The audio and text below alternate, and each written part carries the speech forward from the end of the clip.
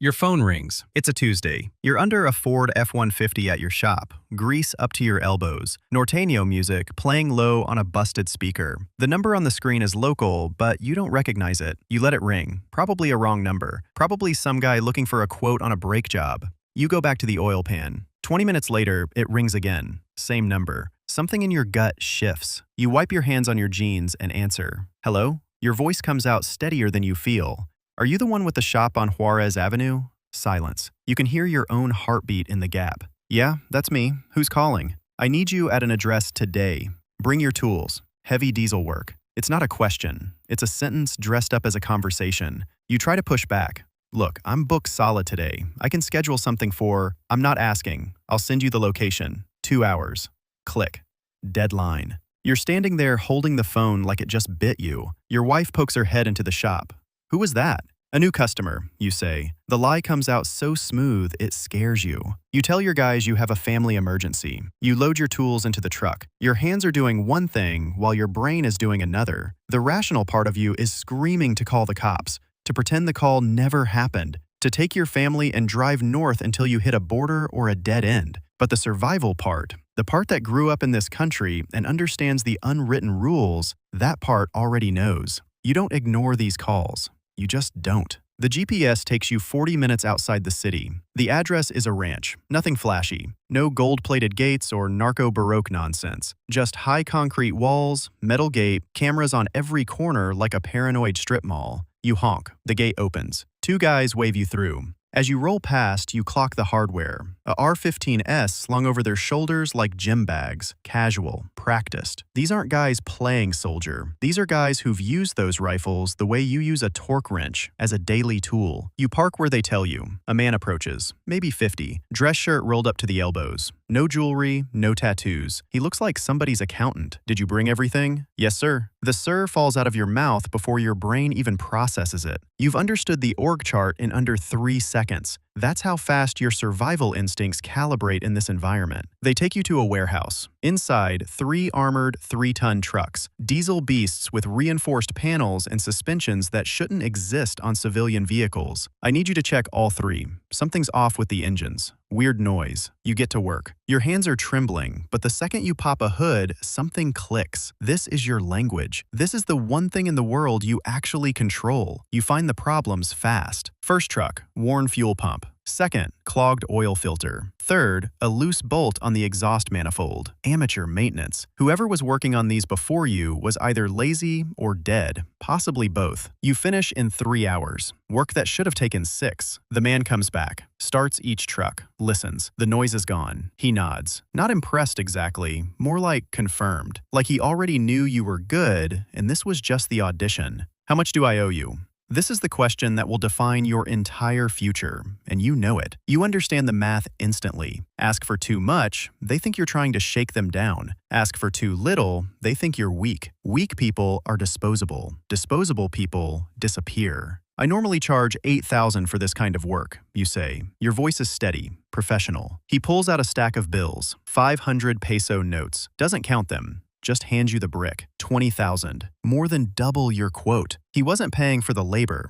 He was paying for the audition, the test you didn't even know you were taking. I need your number. I'm going to call you when I need something else. It's not optional. You give him your number. You drive home in silence. Your wife asks how it went. Good. A good customer. You put the 20,000 in your underwear drawer where you hide the emergency cash. That night, you don't sleep. Not because you're scared exactly, but because something fundamental just shifted in the physics of your life, and you can feel the ground still moving under your feet. The second call comes 2 weeks later. Same voice, same tone, same energy of a man who doesn't ask because he doesn't need to. I need you to come. Same place. This time, there are no nerves. There's something worse, resignation. You already know how it works. You already know the drive, you arrive. The job is similar. Trucks, diesel, problems that competent maintenance would have prevented. They pay you $25,000. You realize something that your conscience wishes you hadn't. They pay better than any legitimate customer you've ever had. Not slightly better, dramatically, life-changingly better. A month later, they call again, then again, then again. You stop asking for the address. You know it by heart. You know the guards by name. They greet you at the gate. How's it going, maestro? You've become part of the furniture, part of the operation, part of the machine. One day, the older man makes you a proposal. I like your work. You're fast, you don't talk, you don't ask stupid questions. How about you work only for us? $80,000 a month. Fixed, plus bonuses for special jobs. Your legitimate shop clears $30,000 on a good month. This offer is almost triple. Can I keep my shop? Of course. But when we call, you drop everything and come. You know saying no means trouble. You know saying yes means crossing a line that doesn't have a return lane. You say yes. And just like that, the transaction is complete. No blood oath, no dramatic initiation, no Hollywood nonsense, just a handshake and a number that changes everything. This is what nobody tells you about cartel recruitment. They don't always kick down your door with ski masks and ultimatums. Sometimes they knock politely. Sometimes they offer you a paycheck. Sometimes they simply identify that you're good at something, and they make it financially irrational to say no. They recruit you with money. They recruit you because you're competent. They recruit you because they need people who can actually do things. People who build, repair, maintain, optimize. The narco economy isn't just gunmen and product. It's logistics. It's infrastructure, it's fleet management and communications and engineering, and all of that requires talent. Talent they acquire the same way any Fortune 500 company does, by offering a compensation package the competition can't match. You tell yourself you're just fixing trucks. You tell yourself you're not doing anything illegal. You tell yourself you could be fixing anyone's trucks, but you know it's a lie. You know exactly whose trucks these are. You know exactly what they carry. You know exactly where they're going. You just choose not to look inside. Not looking is your coping mechanism. Not asking is your health insurance. The work changes. It's no longer just the ranch trucks. They send you to clandestine shops, places that don't show up on any map. You arrive and there are 10 vehicles waiting, all armored, all modified. Your job is to keep the fleet in peak condition. You learn things that no technical school on the planet teaches. You learn to install secret compartments in door panels, hidden spaces calibrated to specific dimensions for specific cargo. You learn to modify suspensions so they can support an extra 500 kilos without the vehicle sitting any lower. To the naked eye, it looks stock. To a federal checkpoint, it looks normal, but underneath, it's a rolling vault. You learn to strip factory GPS systems and sweep for tracking devices. You learn the difference between a law enforcement tracker and a rival cartel tracker, because yes, they use them on each other too. You specialize in night calls, 2 in the morning. I need you at kilometer 47 on the highway to Navalato. You arrive. There's a truck with bullet impacts. Your job isn't to ask what happened. Your job is to make it drivable. You don't look inside. There are stains on the seats that could be oil, could be transmission fluid, could be something your brain refuses to categorize. You prefer to believe it's oil. You finish the job in an hour. They hand you $15,000 in cash. You drive home. You shower, but you don't feel clean. You never really feel clean anymore. Your life splits into 2 parallel universes. Daytime life, the legitimate shop, normal customers, brake jobs and oil changes, Sunday dinners with the family, your kids doing homework at the kitchen table, birthday parties, normal. Nighttime life, the calls, the secret locations, the cash, the silence, the stains you don't look at. Both universes coexist, but they never touch. You have 2 phones now, the one your family knows, the one that sits on the kitchen counter charging next to the fruit bowl, and the one that lives in your truck's glove box, the one that only rings for special jobs. That phone never shows a name on the screen. Only numbers. You start noticing changes in yourself, small things at first. You check your truck for GPS devices every morning. You memorize the license plates of cars parked near your shop. You never sit with your back to the door at restaurants. You vary your route to work,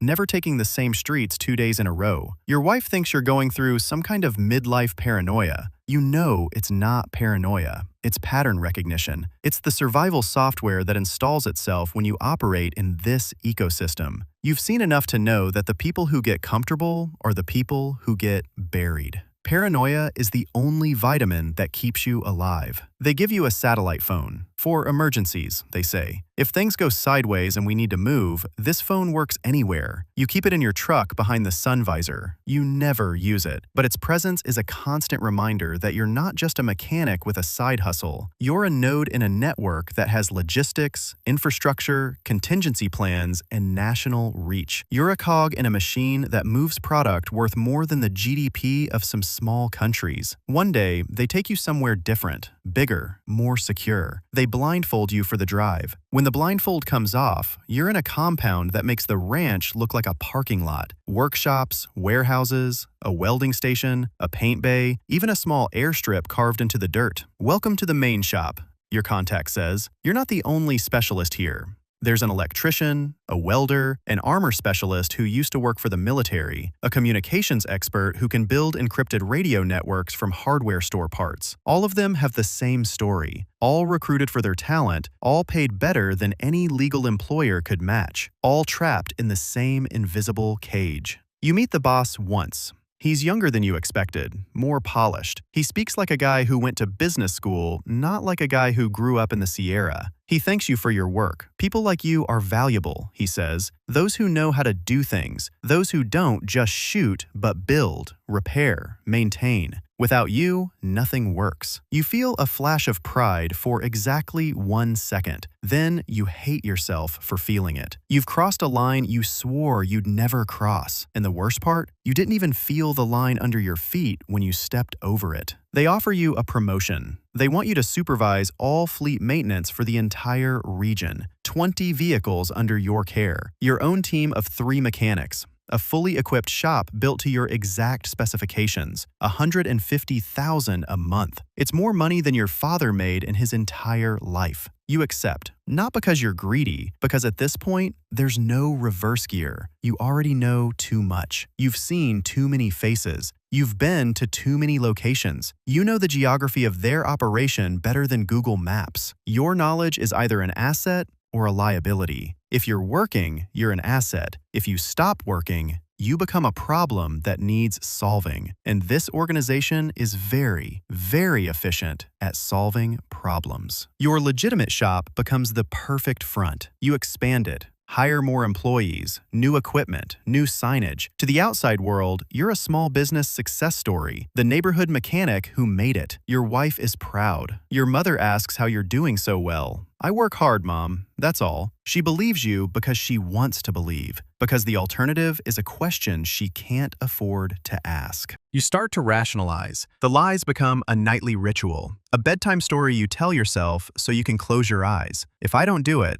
someone else will. I'm not hurting anyone directly. I only repair machines. I'm not responsible for what they use them for. These lies help you sleep. Almost. You take melatonin now, sometimes something stronger. The doctor diagnoses you with generalized anxiety, prescribes antidepressants. You take them religiously, not for your mental health, but for your operational effectiveness. If you break down, if you stop being functional, you become expendable. And expendable people in this business don't get severance packages. They get shallow graves. You've seen what happens to those who fail. An electrician on the team installed a system wrong, caused a short circuit that killed a vehicle mid-operation. The truck had to be abandoned. 2 operators got captured because of it. The electrician disappeared. His family says he went to the United States. Nobody believes them. Nobody asks follow-up questions. You learn the lesson. In this job, excellence isn't a career goal, it's a survival requirement. Your margin for error is exactly 0.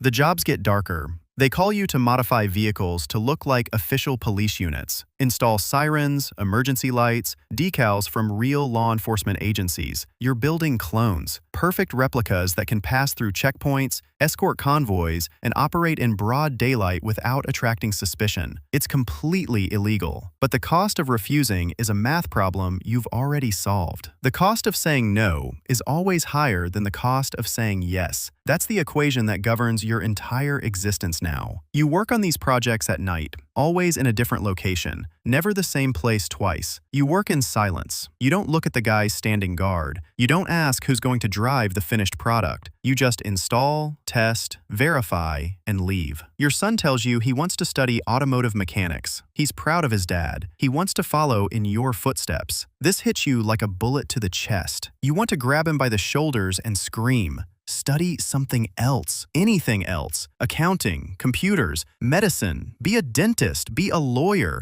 be anything that doesn't involve tools and engines and the kind of talent that attracts the wrong kind of attention. But you can't say any of that without explaining why. So you just say, study hard, son. So you have more options than I did. He thinks it's humility. It's a warning he'll never understand. At least, you pray he never understands. You become an expert at reading the atmosphere. You can tell the difference between a routine call and an emergency call by the first syllable of the voice on the other end. You know when it's safe to show up at a location and when something operational is happening that you should stay away from. You develop a sixth sense, an animal instinct that smells smoke before the fire is visible. This hypervigilance keeps you alive, but it's eating you from the inside. You're 38 years old and you look 50. The gray hair came overnight. The lines in your face look like they were carved with a chisel. Your eyes have that look. That permanent look of a man who's calculating exit routes in every room he enters. Your wife starts to suspect, not the details. She doesn't know about the trucks or the compartments or the midnight calls, but she knows something is off. Why so much travel? Why so many phone calls at midnight? Why do we have so much money when the shop barely gets new customers? You build elaborate covers, government contracts, confidential clients who require discretion, VIP consulting work. She wants to believe the lies because the alternative is terrifying. But you see the doubt settling into her eyes like sediment at the bottom of a glass. The trust is eroding. The love is calcifying.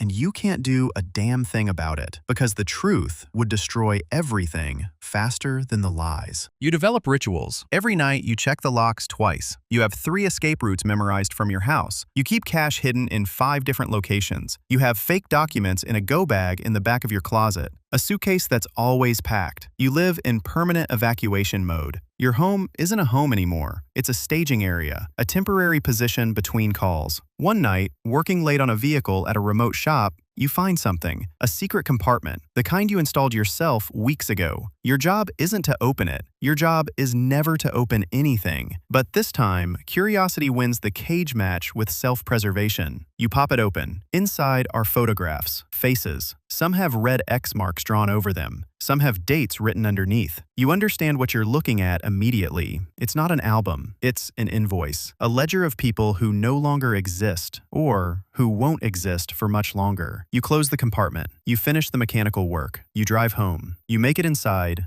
lock the door, and throw up until your stomach is empty. Not from weakness, from understanding. From finally connecting the dots your brain has been deliberately leaving unconnected for years. You don't just maintain vehicles, you maintain the infrastructure that makes everything else possible. Every truck you repair carries drugs, or weapons, or money, or people, or things you can't bring yourself to name. Your technical excellence translates directly into the cartel's operational effectiveness. You're as responsible as the guy who pulls the trigger. Your weapon is just a wrench. Your battlefield is just a diesel engine, but the bodies stack up just the same. You try to get out, once. You tell your contact that your wife is sick, that you need to step back, focus on your family. Maybe it's time to find a replacement. He listens, nods, puts a hand on your shoulder like a concerned uncle. I understand, brother. It's a lot. Take some time. 2 months. Rest up. You think it worked. You actually allow yourself a flicker of hope for about 14 days. Then they assault your shop. Armed men. They don't steal anything. They just destroy machines, equipment, tools, everything you built over 15 years, reduced to scrap metal and broken glass in 20 minutes. The message is crystal clear, written in the universal language of shattered property. There is no exit. There is no retirement. There is no 2-week notice. There is obedience, or there are consequences.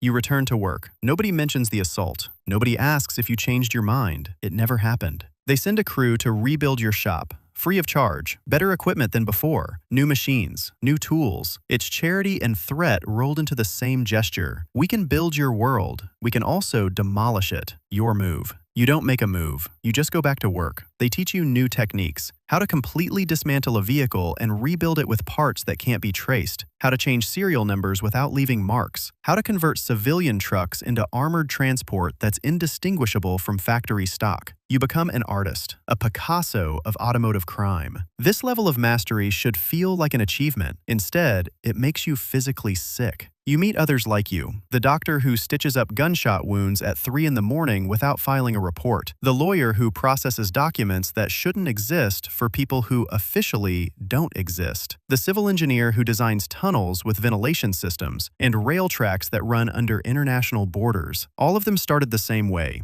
a favor, then money, then fear. They're successful professionals by day, forced accomplices by night. The line between victim and criminal is so thin it might as well not exist. You realize something that keeps you up at night. You've become good at this, not just competent, exceptional. You can look at a vehicle and instantly calculate what modifications it needs for what purpose, just from the specs. Your brain automatically optimizes processes, makes things more efficient, harder to detect, safer for the operators. You've streamlined your own corner of the operation to a level that makes the entire machine run smoother. You're not just an accomplice by action, you're an accomplice by excellence. And excellence, in this context, is a life sentence. You wonder when exactly the ground shifted. Was it the first call? Was it when you answered instead of letting it ring? Was it when you accepted the first payment? Was it when you said yes to the monthly contract? There's no single moment, no dramatic threshold. It was a staircase, each step small enough to justify,